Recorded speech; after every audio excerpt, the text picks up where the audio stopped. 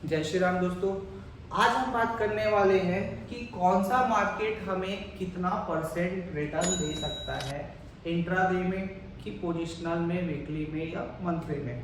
हम हर मार्केट से एक ही एक्सपेक्टेशन करते हैं। ये बड़ी अच्छी बात कही आप।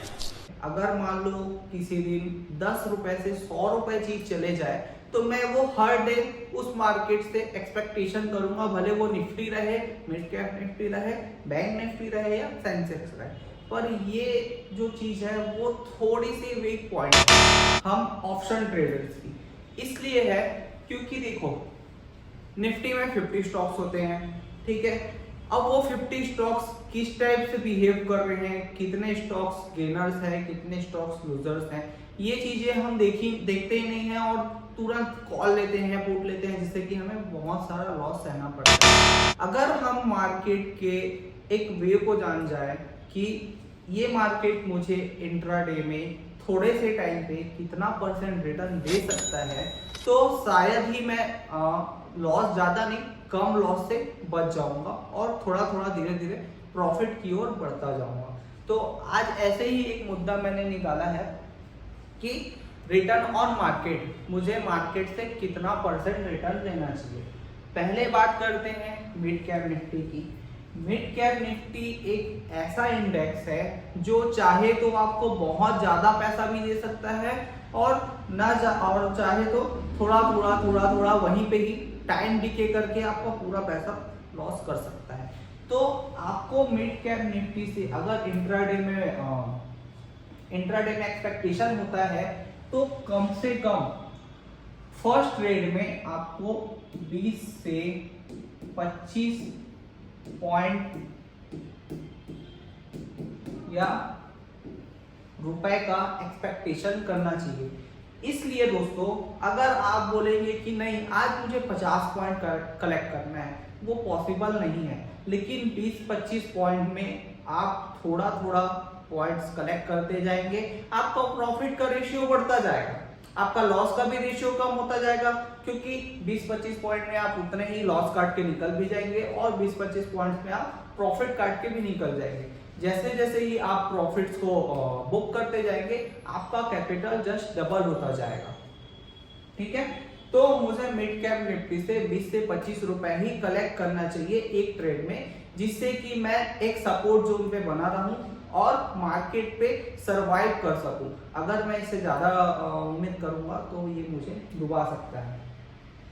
भले आप लॉट्स बढ़ा लो, आप चाहो तो 750 क्वांटिटी, इसमें एक लॉट 75 का होता है, आप 10 लॉट से बाय करो और 20 रुपए भी लेते हो यार, 15,000 रुपए आता है, बहुत होता है। अगर आप 15 मिनट में 15,000 रुपए मिड कैप निफ्टी से मंडे को बना लेते हो तो बहुत ही ज्यादा अच्छा है। लेकिन आप सोचोगे कि नहीं मैं इससे 50 कमाऊं, वो पॉसिबल नहीं है। तो मिड कैप निफ्टी में फर्स्ट ट्रेड में 20 से 25 रुपए तक का ही आप अर्निंग रेशियो अपना रखा करो, जिससे कि आप हमेशा बने रहोगे। अब हम बात करते हैं फिन निफ्टी की। फिन निफ्टी बैंक निफ्टी का समझो छोटा भाई है। जी हाँ, इसमें 65 से 70% के आसपास बैंक जुड़े होते हैं। अब बैंक तो हम जानते हैं कि भाई वॉलेटाइल होता है, क्योंकि बैंक निफ्टी का नेचर हमको पता है कि ये आदमी को बना सकता है तो डुबा भी सकता है। तो फिन निफ्टी भी उसके टाइप से ही बिहेव करता है। तो मुझे इसमें भी 20 से 30 पॉइंट का या 20 से 30 रुपए का ही इससे एक्सपेक्टेशन रखना चाहिए, जिससे कि मैं सेफ जोन में बना रहूं, जिससे मेरा प्रॉफिट और लॉस दोनों का क्राइटेरिया बना रहेगा। अगर ये सारी चीजें मैं धीरे धीरे अपग्रेड करते जाऊंगा अपने ट्रेडिंग पे, तो मेरी ट्रेडिंग जो कैपेसिटी रहेगी या बोल सकते हैं ट्रेडिंग स्ट्रेटजी रहेगी या ट्रेड करने का तरीका, वो सब चीज बिल्कुल चेंज होता जाएगा और आप एक अप लेवल में आ जाएंगे। अब मैं बात करता हूं बैंक निफ्टी। बैंक निफ्टी में आप 30 से 40 पॉइंट या रुपए एक बार में एक्सपेक्ट कर सकते हो। ये आपको इतना दे सकता है। किसी को डर लगता है तो वो 20-25 रुपए भी कर ले, लेकिन बैंक निफ्टी इतना ज्यादा वॉलेटाइल रहता है दोस्तों, जिसमें आंख झपकते ही मतलब पलक झपकते ही कब आपका लॉस में कन्वर्ट हो जाए, कब आपको प्रॉफिट दे दे, इसकी कोई गारंटी नहीं है। ठीक, अब हम निफ्टी की बात करते हैं। तो निफ्टी में मुझे फर्स्ट ट्रेड में कम से कम 12 से 20 रुपए या 20 पॉइंट तक का एक्सपेक्टेशन रखना चाहिए, जिससे कि भाई पता चला आप 50 रुपए का वेट कर रहे हो, वो 20 रुपए से कई बार आ रहा है और जा रहा है। तो ये चीजें बिल्कुल नहीं करनी है, आपको प्रॉफिट बुक करना है। जैसे ही आप प्रॉफिट बुक करते जाएंगे आपका कैपिटल बढ़ता जाएगा। ये चीज मैं फिर से आपको बता रहा हूँ। सेंसेक्स जो है वो बैंक निफ्टी से भी ज्यादा वॉलेटाइल रहता है। तो यहाँ एक टाइप से आप एक्सपेक्ट कर सकते हो 40 से 70 पॉइंट या रुपए, इतना आप एक ट्रेड में कैप्चर कर सकते हो। ये बात हो गई दोस्तों कि किस मार्केट से मुझे कितने पॉइंट्स या कितने रुपए एक ट्रेड में कैप्चर करना चाहिए।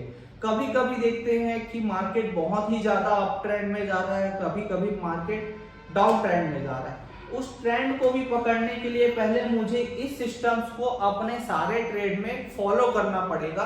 अगर ये रूटीन मेरा बना रहेगा तभी मैं उस ट्रेंड को भी फॉलो कर पाऊंगा। जी हाँ, मैं बात कर रहा हूं अपने लॉट साइज को, जैसे कि हम बढ़ाते हैं और एक साथ ही बुक करना चाहता हूं तो वो गलत है। अगर आप 10 क्वांटिटी बाय करके रखे हो, 10 लॉट बाय करके रखे हो सॉरी, तो 10 लॉट में आप पहले 20 पॉइंट में 2 लॉट को लगा दीजिए, 30 पॉइंट में फिर 3 लॉट को लगा दीजिए, 50 पॉइंट पे आप 2 लॉट लगा लीजिए या 3 लॉट लगा लीजिए, जैसा आपका रिस्क मैनेजमेंट है। ठीक, जैसे कि आपका प्रॉफिट बुक होते जाएगा आपका लॉस भी हैज होते जाएगा, जिससे कि आपको एक कैपेसिटी जो है वो बढ़ती जाएगी। आप लॉस भी उतना सहज पाओगे और प्रॉफिट का दायरा भी आपका बढ़ता जाएगा। तो मैं बोलता हूं भाई, अगर आपको 100 पॉइंट कवर करना है तो 100 पॉइंट कवर करने के लिए आप अपना रिस्क बिल्कुल मत बढ़ाइए। आपको एक लॉट में भी 100 रुपए मिलता है, मान लो वो 15 का भी लॉट है तो 1500 रुपए आपका कहीं नहीं गया। अब आप बोलोगे कि मैं 10 लॉट ले लेता हूं, मतलब 150 क्वांटिटी बैंक निफ्टी में, और 100 पॉइंट तक का वेट करूंगा, पता चला वो 99 पॉइंट से ही वापस आ गया। ठीक है, इसको मैं एग्जांपल में दे देता हूं। जी हाँ, मैं बात कर रहा हूं कि अब हमें ट्रेड करना कैसे है। तो मान लो आज मैंने बैंक निफ्टी में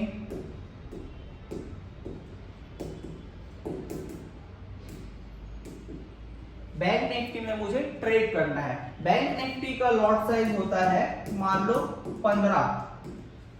अब इससे मुझे एक्सपेक्टेशन 100 पॉइंट्स की है। मैंने बाय कर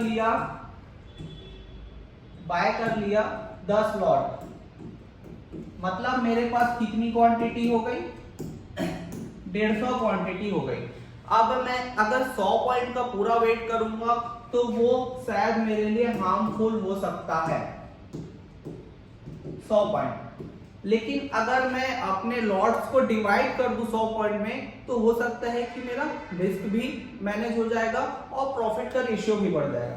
जैसे कि अब मैं बात कर रहा था 10 लॉट की, तो आपको बैंक निफ्टी में मैं पॉइंट्स बता चुका हूं कि 30 पॉइंट्स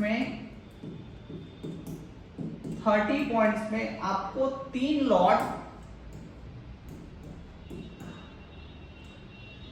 लॉट उसको काट लेना, 3 लॉट पहले टारगेट में लगा देना है। जैसे कि आप 30 पॉइंट्स में 3 लॉट लगा देंगे, आपके पास बचेगा टोटल 7 लॉट। 7 लॉट को आपको फिर डिवाइड कर देना है 50 पॉइंट्स में, जिससे कि अब यहां पे भी 3 लॉट आप 50 पॉइंट्स पे लगा दो।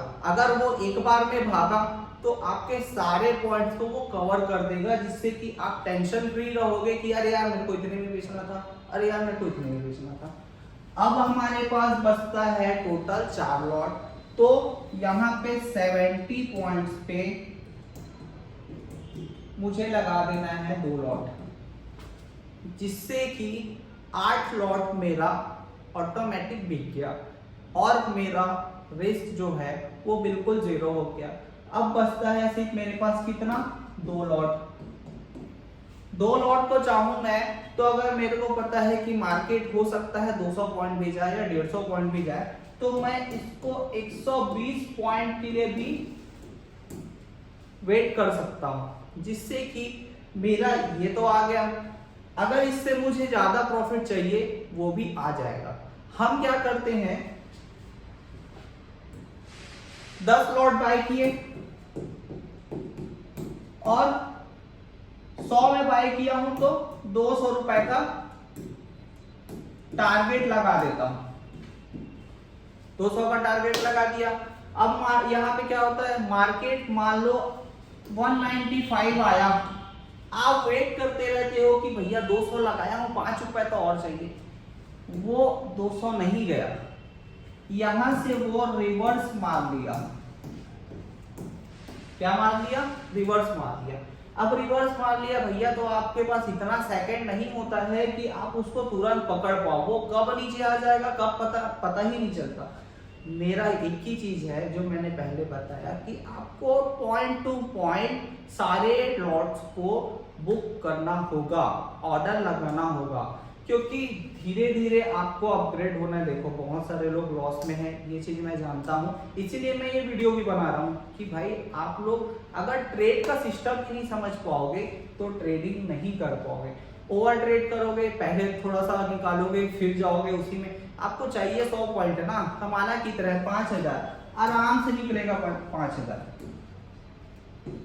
मान लो आपको 5000 चाहिए है, बैंक निफ्टी से ही चाहिए, आपने 150 क्वांटिटी बाय करके रखा हुआ है।